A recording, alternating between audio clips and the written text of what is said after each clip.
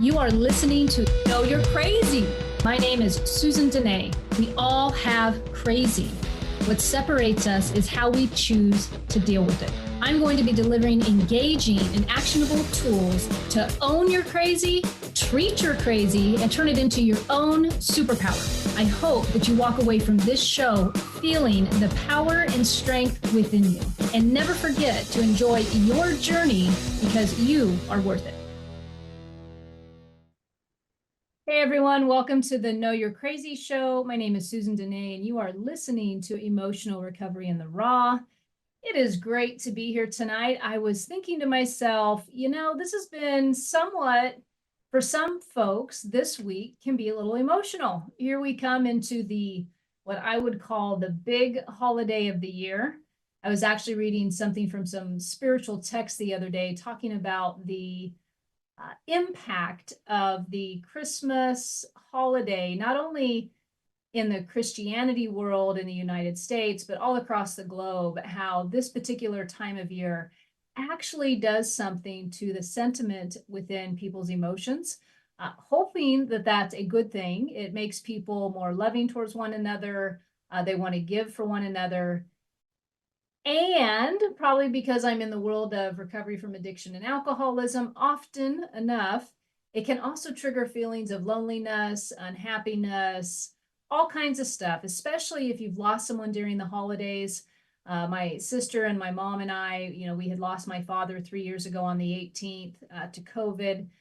I personally don't attach to anniversary dates so much of the death of a loved one, but I know it is a symbolization for many folks out there who experience grief during this time of year. So my heart does go out to you if you are battling some of that. But just a reminder that you are not alone during this time of the year, and never be afraid to reach out and talk to someone, no matter what. And if you are staying sober through the month of December, good for you. It is almost over. You are more than halfway there. A lot of us stay sober through the holidays, and you can do it. And so that's for anybody who's new to sobriety and experiencing their first holiday. I mean, really, first holiday, if you're divorced for the first time and this is your first Christmas that you're having to get through that alone, like, I understand. So I just wanted to put a word out there for those folks who are doing the work right now during this month of December, because this can be an emotional time for many people. Hopefully it's on the upside of emotion for you, and not the downside, but I just want to say my thoughts and positivity are with you during this time. Having said that, I'm going to dive in here. It was never the large dramatic decisions that caused the turmoil in the past, right? But the minutia within the process of making day-to-day decisions that caused your biggest meltdowns, I bet. It's the minutia. I had a therapist one time tell me, Susan, your family's really good at big dramatic things. Just call them on this one because they will excel at dealing with it. Give my family something big to deal with. We're like pro linebackers. Just go for it. But the minutia of the day-to-day, what is that book? Don't Sweat the Small Stuff. It's kind of what I'm talking about. Isn't it true that it's the minutia of the day-to-day decisions that can really send us sideways? So whether you were raised in a dysfunctional home or someone who has had to rely on themselves for their whole life, often our relationship process regarding decision-making can benefit from an upgrade of sorts. Shall we say we go in and maybe do a quality control on our relationship decision-making? How did I get to this topic today? Because I am in the middle of forming some LLCs, some limited liability companies. And with any well-ran LLC, you need to have a detailed operating agreement. When I am in the midst of coaching couples, one of the very first things that we talk about are the agreements within the relationship. Silent agreements. I've done shows on the silent agreements, the agreements that we fall into silently and then don't even realize that that's going on. I think some of the examples I've used in the past about those silent agreements are, one partner comes home late after work, but they do it so often that it just becomes accepted, while the other partner's worried that that partner who's coming home late is having an affair. So one partner's got a story going on in their head. The other partner might be cheating, we don't know, but there is a silent agreement going on within that relationship that it's okay to, one, come home late all the time, and it's also okay to not talk about things when they're really bothering us. So that would call a silent agreement. So as I was preparing these LLCs that I'm working on, it got me thinking about operating agreements within our relationships and how often the decision making, right? Because the operating agreement breaks down, this is what we're doing. We've agreed to come together and do this thing. Now, use your filter here, folks. I'm going to be kind of using the analogy of the LLC because I thought it works really well. So you've got this company and you both agree to work in the company, but now you got to make a decision on or you have to agree on what the decision-making process is going to look like for the company. And everybody likes to be on the same page, because if you're on the same page with the decisions and running the company, ultimately you're likely going to have a smooth running company. But if you're not revisiting that operating agreement and it gets a little rusty, and the LLC was opened a while ago, and now the owners are a little bit old and they need an upgrade, sometimes going back and taking a look at, hey, what's our operating agreement all about? And why are we doing what we do day to day together as a couple or in a relationship? And this might be any number of relationships, whether we like to admit it or not. All the people in our lives, we have agreements on some level with, whether that's how we treat one another, how we look at one another, how we communicate with one another, how often we communicate with one another. I have a couple of dear friends of mine that we've got like this agreement that we don't really hang out that much, but when we do, it's as if we never missed one another. And there's just this nice cohesive agreement. I'm not feeling needy or thinking that she's not thinking of me when we're not hanging out or talking every day. And then suddenly every few weeks, 3-4 weeks, we get an intuitive hit. One of us reaches out, we go out to lunch. It works fantastic. We spend hours together, and then we go back to our separate lives. That's an agreement that we have that works really well for our relationship, and that's a friendship. You also will have your operating agreements within your intimate relationships, and most of this show is going to be on that today because that's usually the one that hits close to home. But you also might have operating agreements with your coworkers, your boss, and these other relationships in your life. And so if they have gone a little bit stale and the contract needs rewritten, today's show is going to be all about how do I discover how to rewrite that contract and what are some key things I can do. So let's just jump in. All right. First question is, what relationship in your life needs an updated operating agreement? So as you scan the relationships in your life and you ask yourself, which ones could I really use an enhanced operating agreement with? First of all, let's look at historical performance. It's all about historical performance of the relationships in your life. Which ones, well, let me back up. The historical performance pertaining to the emotional experience. So you're going to be using your emotional experience as a barometer on whether your relationship business is flourishing or not, right? Because what is the one thing we like? We like relationships that we feel good in. We like relationships that we laugh in. We like relationships that feel easy. We like relationships that sometimes encourage us to be better people. We like relationships that are playful. And all those things bring up feelings, they bring up emotions. And so the emotional barometer within your relationships, if it's looking really good, right? Or is it looking kind of on the low side? And so when you're looking at the historical performance of your relationships, what I encourage you to do is just kind of reflect back on the emotional barometer that's being involved in that and find out, how does that feel to you?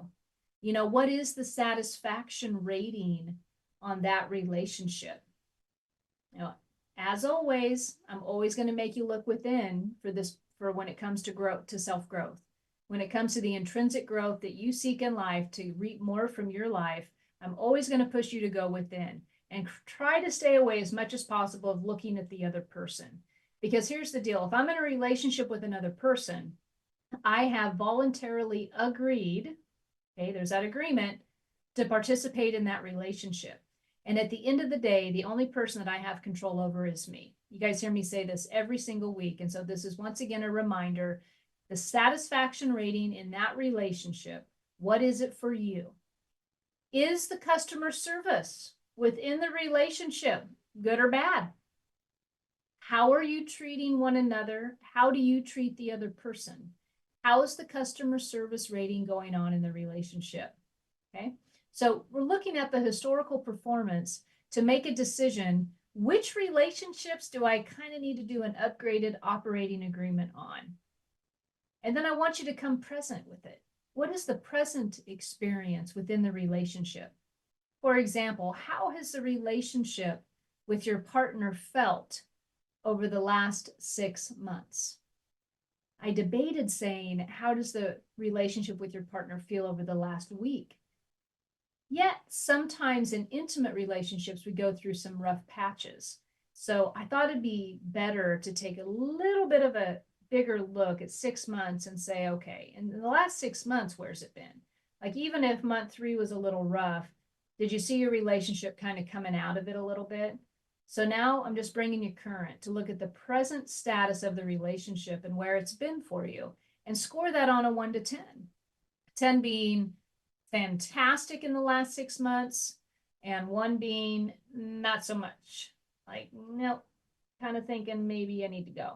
Where are you at on that as far as the relationship level of satisfaction? I remember I was at work, this was years ago. I was manager at work, and I went into my boss, who I never really agreed on in this particular environment. I never agreed on the way he did things, like with people. I could accept the fact that, he was patient. I will say that he had a lot of patience, but it always kind of felt like not real, kind of manipulative in a way. Like, he's kind of tolerating you, but he's not really wanting to listen to you. I mean, that was always the vibe I had from it. But this one day I walked in, and he was giving me his philosophy on managing people. And I probably had my own little philosophy. I'm pretty sure I did. I probably still do have my own philosophy about maybe how I think things should go. I think sometimes it's common sense. But he said something to me that day that absolutely challenged my thought when it came to managing folks. It completely challenged me. And what he said to me was, he said, treat your employees like volunteers.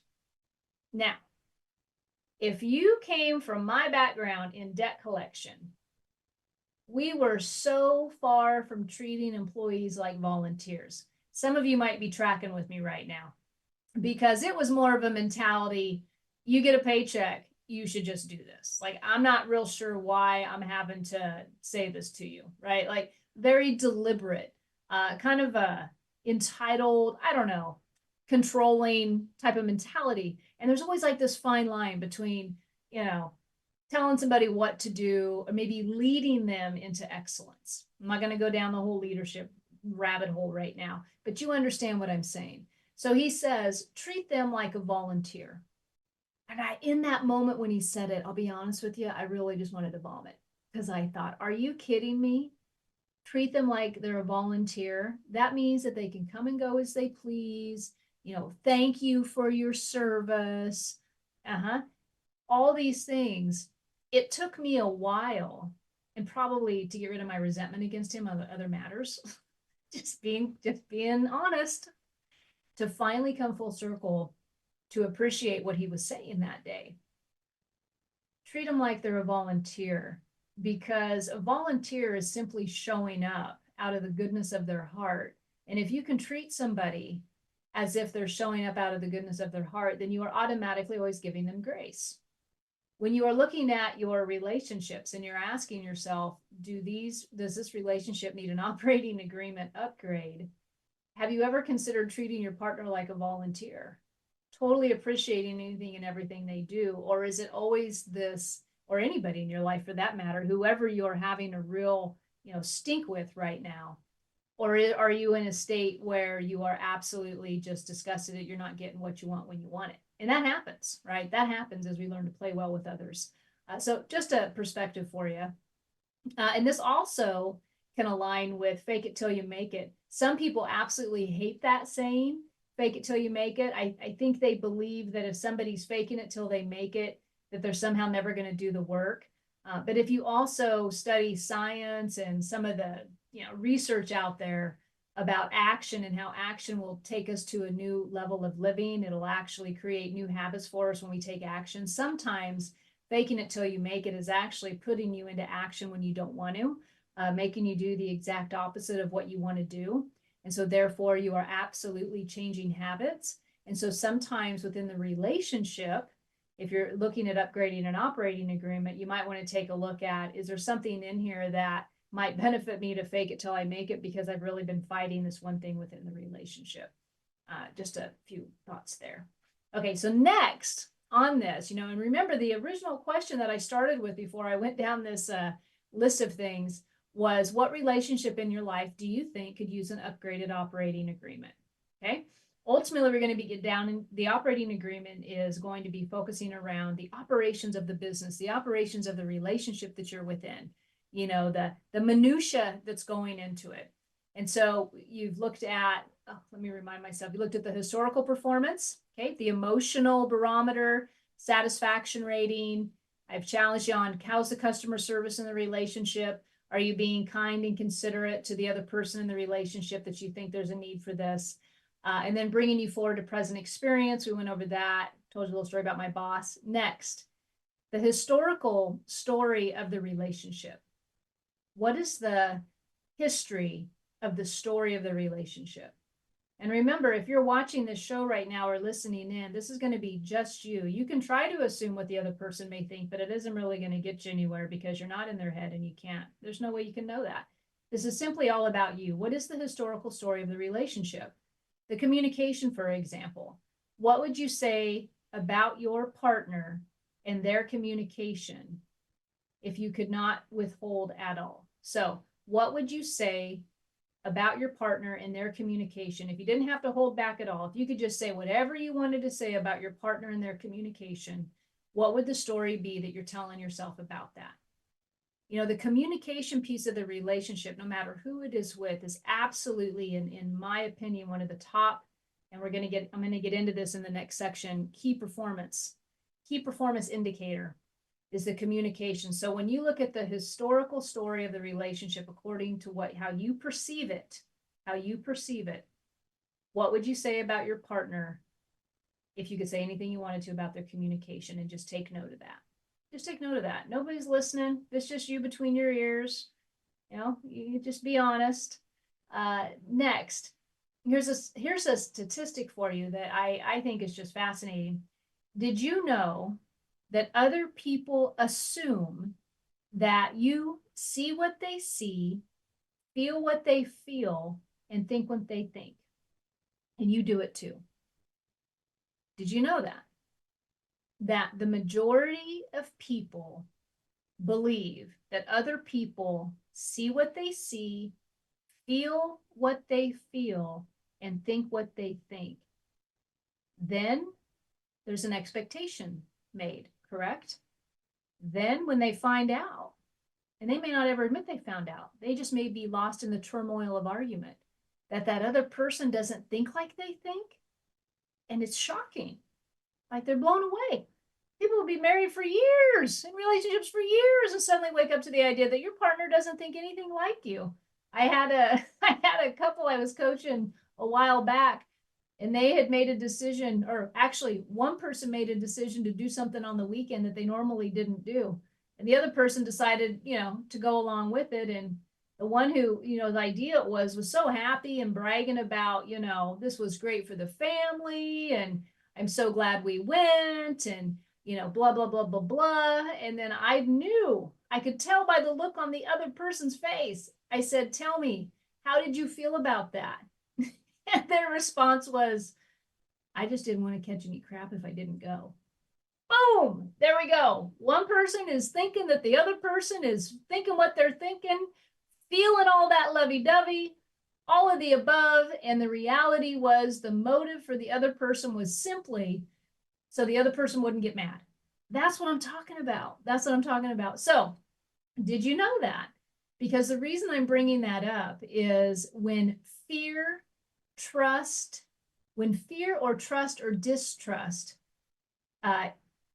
when they're impacted, they absolutely change how we interpret reality, especially fear, and distrust. They absolutely affect how we interpret reality. My husband and I, God bless him for letting me share our stories, we went through a patch where we had been together for a while. We had a particular routine. And then I end up changing it up professionally. And I have to travel quite a bit, a lot of travel. Not just a little, but I was doing it personally for like skill set development personally, but I was also doing it professionally for a new role that I had taken on. And I was out of the house way more than normal, than anything we were used to. I'm happy, hopping along my happy way, feeding off all this inspiration and motivation. But in the meantime, he was becoming paralyzed with a little bit of concern and fear over worry of me or worry of us and all the stories that he had going on in his head. So we had this thing, this fear in the middle of the relationship, and this, I don't know if he'd call it distrust, because I know he trusted me, but there was definitely a distrust of the circumstances. And so what was happening was his interpretation of the reality at that time was becoming pretty skewed. And as I was doing what I was doing, and as a partner, I was having to also understand that my partner was going through something pretty significant regarding the changes that I was making, but then I was having to work on not feeling threatened by that. And so my interpretation of the reality at that time was becoming impacted also. And a lot of times I think in our relationships, especially if they're intimate relationships where you've got two people who are pretty intelligent, strong, articulate, they got goals, it can get kind of convoluted. And at the end of the day, I truly believe that in a functional, non-abusive relationship, everybody really, truly is trying to do their best. But, we get stuck in that minutia sometimes we get stuck in the not expressing enough. And so the fear that can get in between the lines, I would like to say, will absolutely affect each other's interpretation of the reality of what's really going on, right? What's really going on. And so what is the historical story of the relationship that you're telling yourself? Because you may have had some fear in the relationship on some level, or you may have been in a stressful situation with your partner for a long period of time. And what's happening is it's becoming difficult to tolerate that level of fear or that level of stress over the long haul. And when that happens, our interpretation of reality really does become skewed. And I personally also experienced this in a situation with my husband dealing with exes and becoming jealous and thinking that other things were being said or done when in reality they weren't, because my perception of reality was being skewed based on my fear and my distrust. And so just throwing that out there, when you're looking at the overall impact of the relationship, and this might feel like doom and gloom, some of these things I bring up, but really, at the end of the day, it takes work to really have a successful relationship with someone. And maybe it's a parental relationship that you're working on. Maybe it's a child relationship you're working on. No matter what, these things are super important, because when the relationships mean a lot to us, which means that they're in our lives on a regular, consistent basis, we have chosen them to be in our life. You have chosen those people to be in your life. Don't ever forget that. You have chosen. You might be thinking, Susan, I really didn't choose that mom. But if you're an adult saying that, you do choose, because you can walk away whenever you want. And that might be like, are you kidding me? There's no way I could do that. But there is ways. People do it all the time. So if you are in a relationship with somebody, I just like to push back on you a little bit right now and let you know you are choosing that relationship. And I know for me, when I choose my relationships, I have a responsibility to show up to those relationships to the best of my ability. And sometimes that responsibility is going to be, let me take a look at the operating agreement. What have we had going on in my perspective that I think could use some work? And that's why I'm talking about this today. I touched base on the next topic that I'm going to jump into here on the KPIs of the relationship. Once again, remind you, I got into this whole thing with the whole, forming my LLCs. And I got to thinking about, the business aspect of how we do things and how relative that is in relationships. So what are your KPIs of a fulfilling relationship for you? What are your key performance indicators that really advocate a fulfilling relationship? What are they? When's the last time you asked yourself this question? You might have been in that relationship now for a long time, and you need to revisit those KPIs and find out, are they still succeeding, or are they kind of not performing so well? So for example, what's a KPI that you value the most? Is it an anxiety-free 99% of the time relationship? Would that be a key performance indicator for you about the quality of the relationship that you're within? Does the relationship 99% of the time feel anxiety-free? Maybe 99% of the time it seems like an outlandish expectation to you. Maybe your KPI for anxiety-free is 75%. I don't know. What is it for you? Maybe your KPI is having a respectful, fair, and easy communication with the relationship in your life. Respectful, fair, and easy communication with someone in your life. I know for me, I don't do challenging communications very well. I don't like it when they don't feel good. It's not that I'm not willing to have hard conversations, but if the other person isn't respectful enough or knows basic things like when to listen and when to really give a fair playground for communication, oh, it feels icky. It feels real icky. So what is the KPI of, and that's kind of coming down to that communication thing I touched on earlier, your key performance indicator for communication. What about a feeling of eager anticipation to get home to your beloved? Just that feeling of excitement, you know, in the beginning of the relationship, or you look forward to seeing somebody. Like, how do you feel before you arrive to meet this person? Could be even a coworker. It could be a best friend. It could be a sister. It could be a brother. It could be your partner, your marriage, whatever. But that eagerness of anticipation, what's that feel like to you? Do you still have it? Do you still look forward to them? And as far as a indicator, as far as how well this relationship is working for you, where's that at for you? You know, isn't it nice to anticipate seeing somebody? Is there anybody in your life that you kind of get excited to see? I wonder what they're up to. And, you know, there's always like, you know, I'm not talking out of the norm stuff, like go see some famous person. I'm talking about the people in your life. Are there certain individuals that you really look forward to seeing? You enjoy talking to them. Hopefully it's your partner. But if it's been a while since you've anticipated seeing your partner, that might be a KPI you want to work on. Just saying. What's next? Playing together. How about a key performance indicator of just playful time together? You know, we're in this thing together. Obviously, if two people are coming together to enjoy one another, whether that's in a friendship or an intimate relationship, perhaps playtime together. How is the playtime doing together? And where are you at on scoring that? Okay, I'm going to cover one more, and then I'm going to take our break here. Let's see. Oh, here's one. Now, this is definitely, well, I mean, I'll say for the partner in your life, but if you know, you might be a little bit, you know, do stuff a little bit out of the norm. An exciting and eventful sex life. Where's your KPI on that? How important is that to you? An exciting and eventful sex life. All right. Okay, so now I'm going to end on the sex life note, just for a second, though, to go to break. And when I come back, I'm going to talk about the KPIs and a couple more things on that. And then I'm going to be moving in on the last half of the show, the art of making decisions. So, you know, once you take the inventory, now what? Okay, having said that, if you are looking for a coach, especially couples or individuals, feel free to reach out to me at my website at susandenee.com. You can shoot me an email from there. I can go over a couple of things. There's also a couple of forms online to fill out at my website, questionnaires that you can do. And then you can reach out to me and I can get you a free consultation to talk and find out if you think this would be a good fit for you and what coaching entails and maybe what that could do for you for 2024 if you are looking at checking out those KPIs. All right, folks, be back shortly. See you in a minute.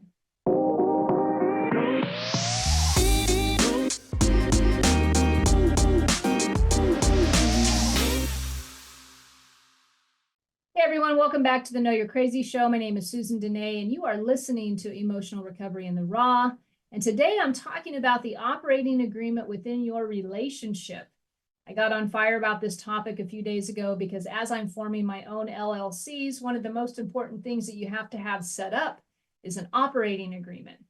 That got me thinking about the minutia in our relationship agreements and how often they probably could use an upgrade.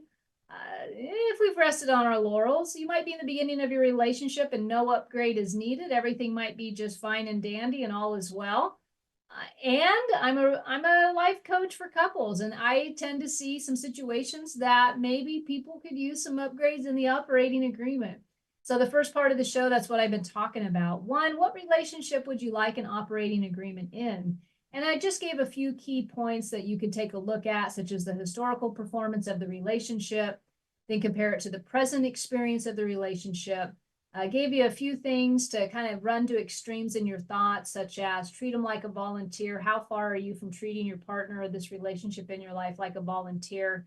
If you repel from that like a hot flame, something we would say in recovery, you might want to take a look maybe at the operating agreement that you two have got going on. And then the historical story of the relationship that you're telling yourself. You know, how is the communication with your partner? If you could say anything that you wanted to them about their communication, what would it be? If it'd be no holds bar, right? Like just let it out. What would you say? And I also pushed on the statistic that did you know that most people think that other people think what they think, see what they see, or most people believe that other people think what they think, feel what they feel, and see what they see. And so you too, me too.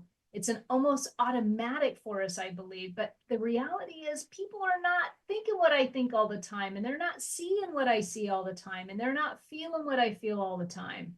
And to keep that kind of in the back of my mind before I start coming to assumptions. And then I talked about the impact of fear on a relationship and how that can definitely impact the interpretation of the reality in the relationship. If you are someone in a relationship and you're battling with fear of them leaving, fear of abandonment, fear of them cheating, fear of maybe communicating with them for whatever reason, you have fear in your relationship. And when you have fear in the relationship, it is absolutely impacting your interpretation of the reality of what's going on. And just understand that that's probably skewing your perception somewhat.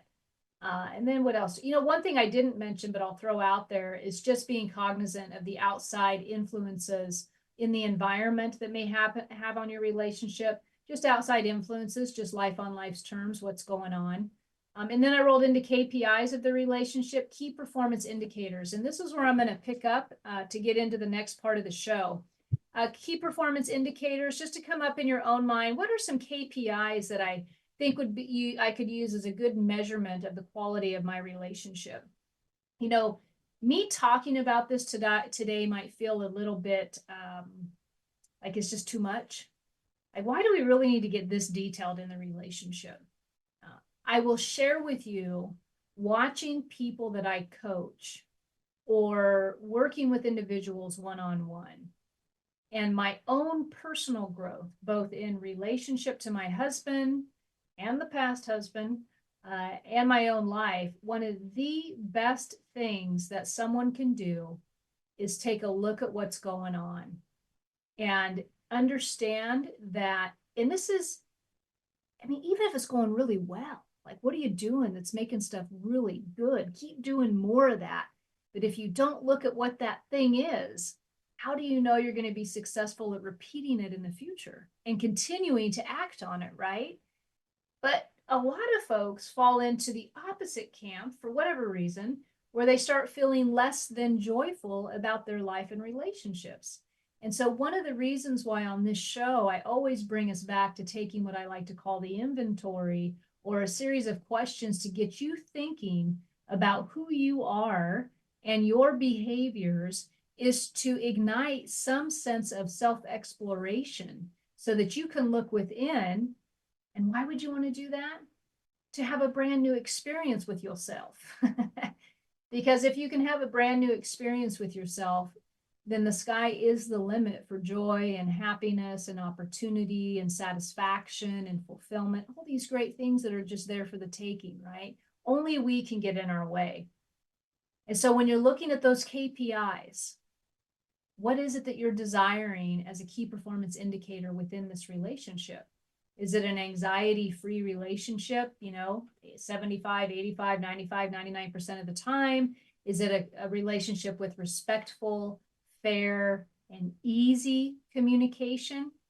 Nobody really enjoys challenging communication. It's really quite stressful. So is that something you would desire for a KPI?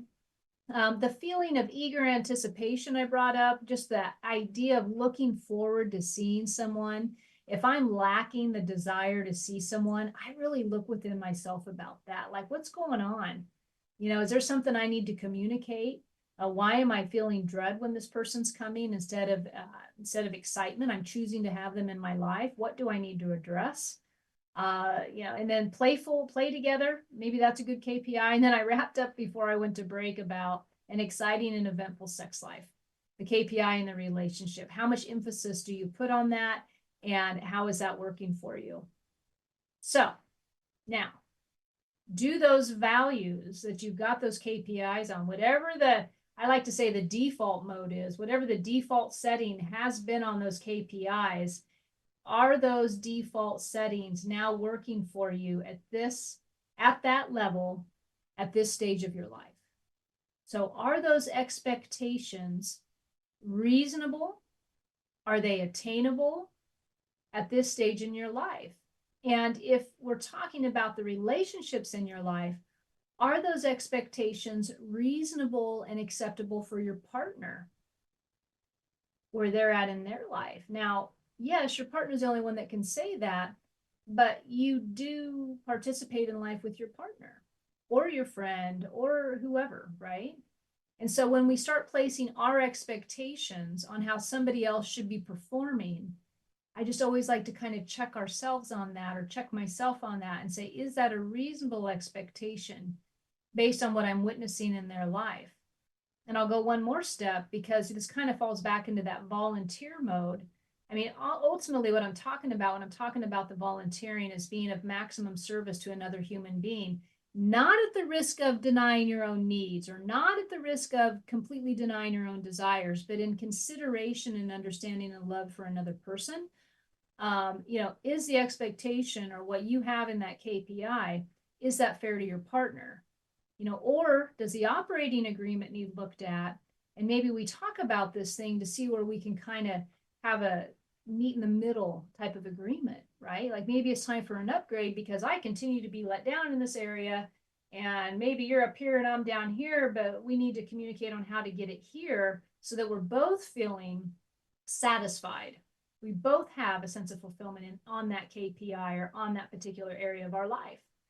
And then once again, I mentioned this right before, or I might have just mentioned it, but how does life experience change your values? How does life experience change your values?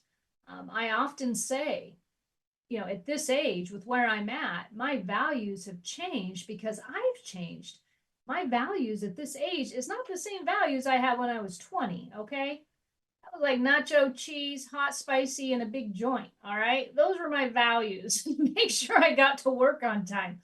Now it's a little bit different. Okay. The values have changed. They have evolved. If you have not looked at your values and how they have changed, and if you've been in a long relationship with somebody, are they aware those values changed?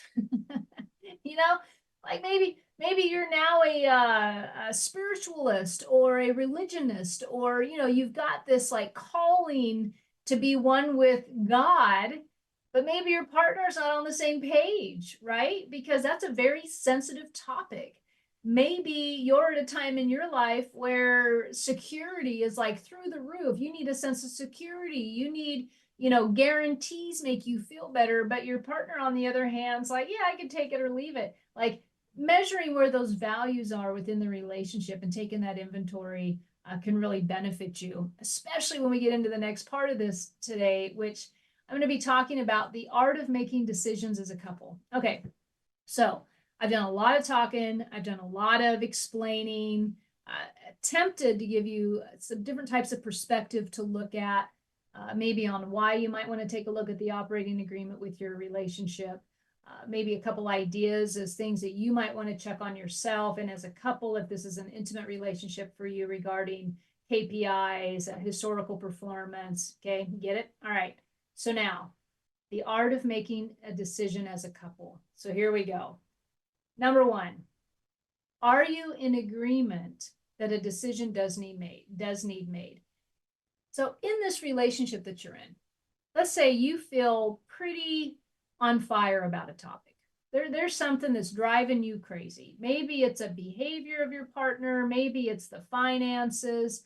Maybe it's what you guys are doing together all the time. Like maybe you're just tired of doing something, but you've been having this imaginary conversation with yourself.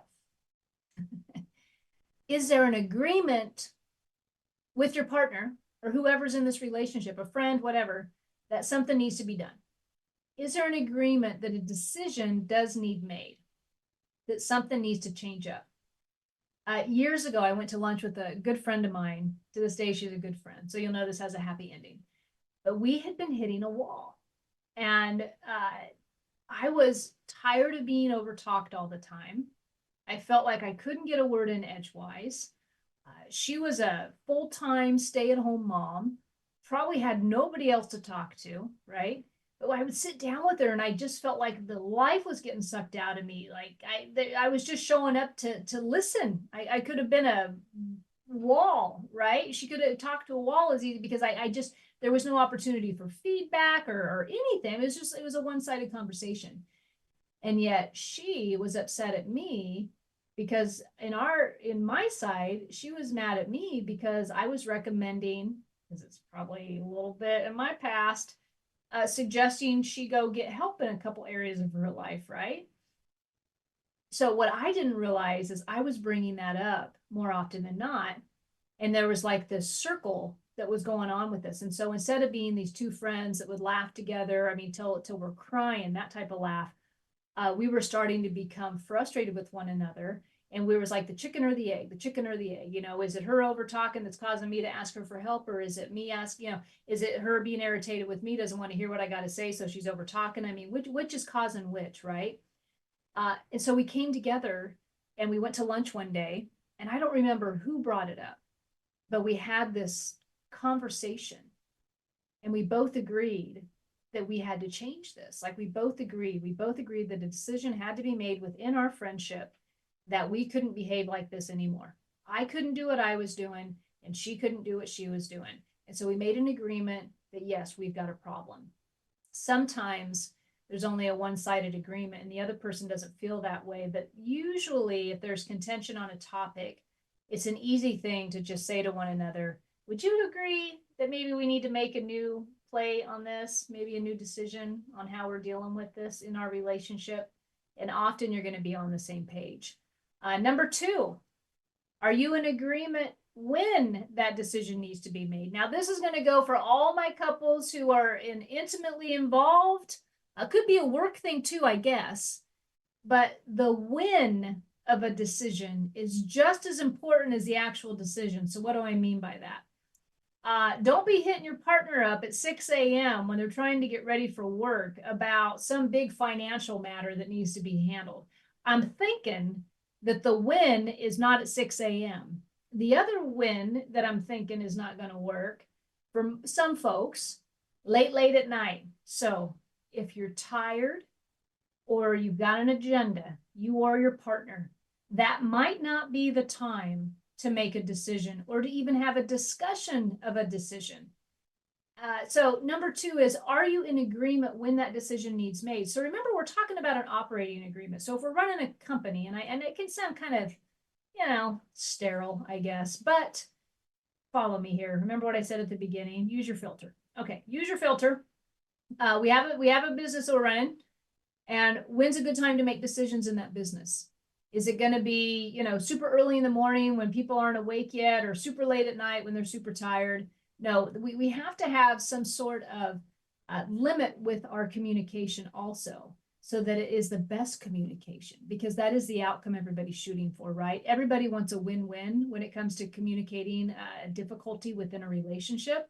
So number two is, are you in agreement when that decision needs made? Okay. Number three, Are you in agreement on the best time of day to have this discussion? So late morning, late afternoon, kind of in what I'm saying, no early morning, late at night. I mean, you might be a couple that's a night owl. Maybe you're both up all night long. I don't know. Maybe that works for you. Use your filter. What the point I'm trying to make here is, but when is that best time of day? I have one couple that I coach sets up their time of day, and this is going to get a little bit further down here, to connect like once a week. They do this great meeting together, and it's like a late morning on a Sunday, and the kids are busy, and it's not during the week when they're both working and trying to get food on the table and work the full-time schedule and take kids to appointments and all of that stuff. They wait until they're both, everything's quiet, and they're able to sit down on that Sunday and then connect, right? Because that's ultimately what we're talking about, is quality connection. Number 4, do you each give one another time to finish their sentence before providing your own input? This is a great one to watch one another on. I've talked on other shows about defensive listening. Sometimes if you're having a discussion on something that you're looking to change, if there's some sensitivity going on in there, is each person allowing the other person to finish talking?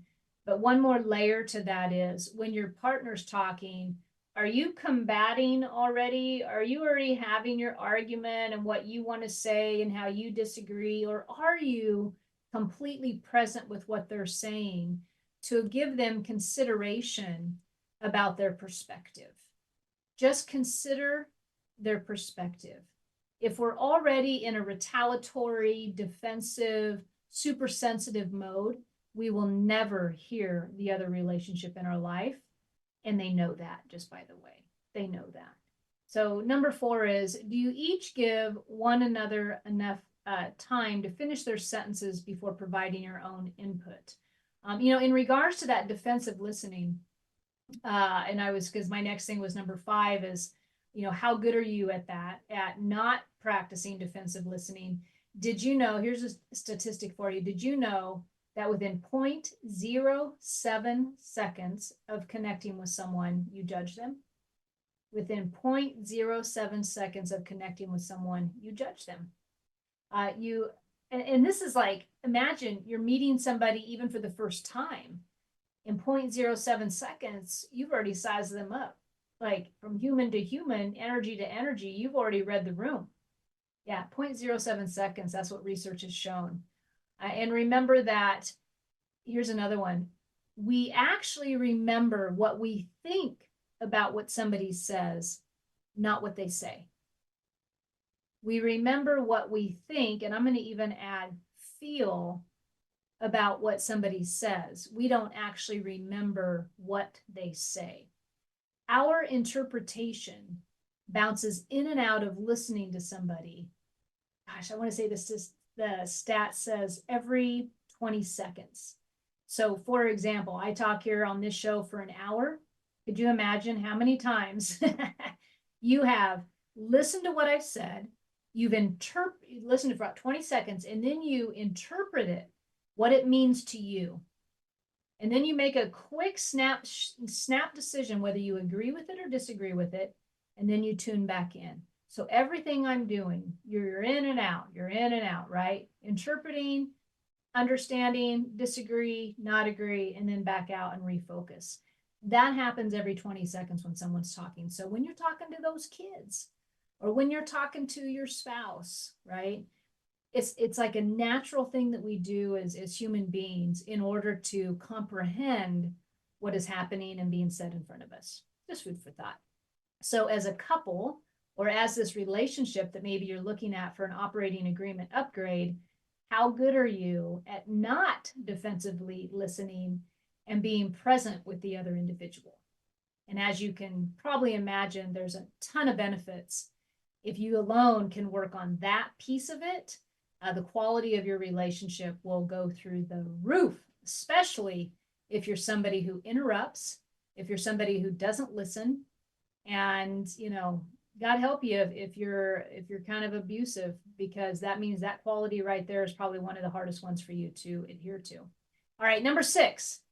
Do you each feel as if you have a 50-50 in life-changing, altering decisions? For example, remember, we're talking about that operating agreement. This is the business. So in big decisions like purchasing a car or financing a house, or I don't know, do you have a 50-50 agreement that we both get a say in this and that we are both equally heard?